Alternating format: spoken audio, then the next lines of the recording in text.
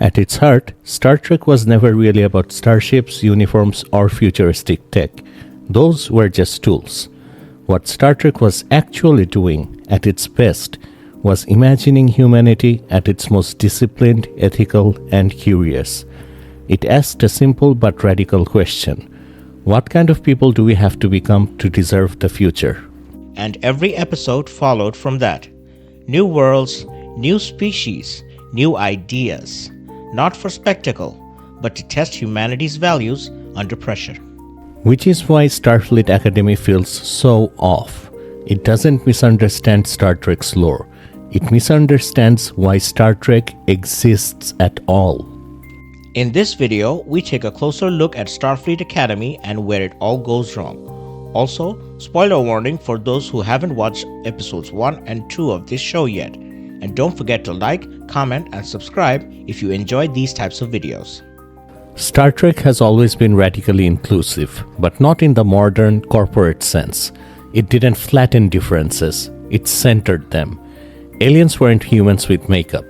They thought differently, they lived differently, challenged human assumptions, and the show let that tension exist. Which makes Starfleet Academy strangely contradictory. In the most inclusive future imaginable, why is everyone hiding what they really are? Take the Keonian cadet, canonically aquatic, fish-like, visibly alien.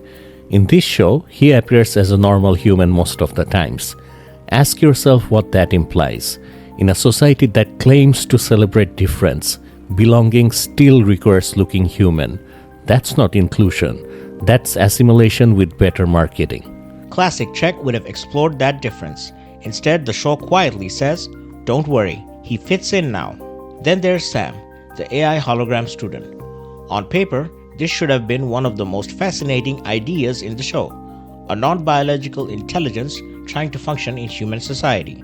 And to the show's credit, Sam struggles constantly with social norms, with tone, with unspoken expectations. But here's the tell. Sam isn't embraced. She isn't understood. She isn't even meaningfully engaged with. She is ignored except by one person. And that reveals the lie at the center of the show's inclusiveness. Sam isn't rejected.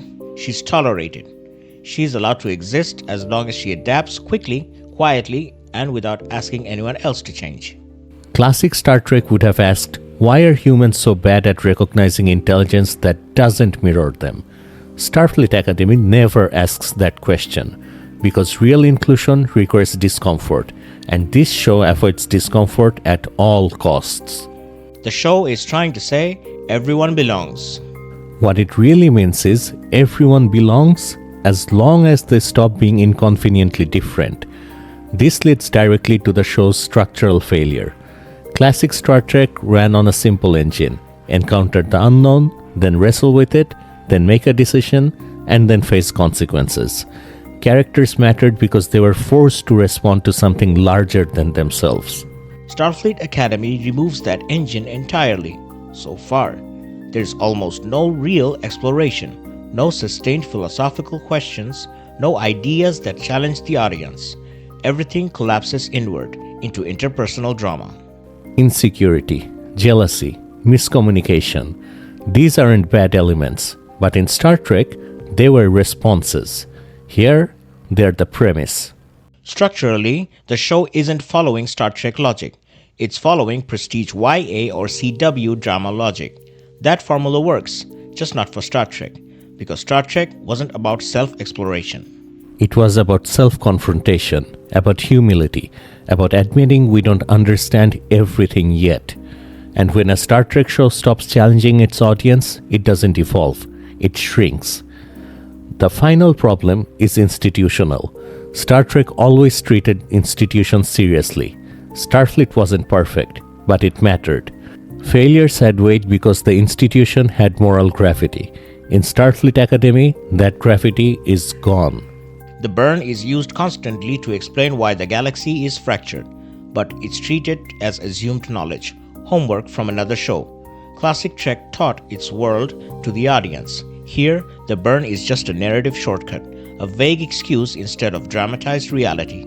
The same emptiness shows up with USS Athena. In Star Trek, ships are communities, moral ecosystems. Here, the crew is vague and interchangeable. When the crew doesn't matter, command doesn't matter either. And when command doesn't matter, Starfleet itself feels hollow. Which brings us to the captain's chair.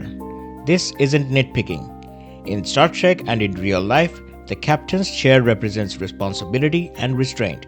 The bridge isn't casual space. It's where life and death decisions are made daily. Captain Nala lounging, sitting sideways, lying across the chair, signals something fundamental. Command isn't casual. Authority is optional. Institutional weight is gone. Which brings us to our next point, the tone of the show. Even in the middle of life and death situations, we're peppered with Marvel/Disney humor every other minute, drastically reducing the actual weight of the situation. I mean, look at the pattern. Difference is flattened. Exploration is replaced with drama. Institutions are stripped of meaning.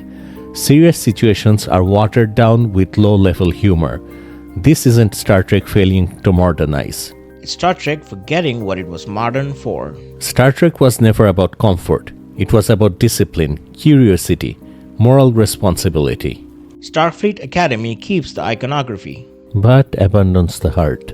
And without that, it's not Star Trek. It's just another show in space.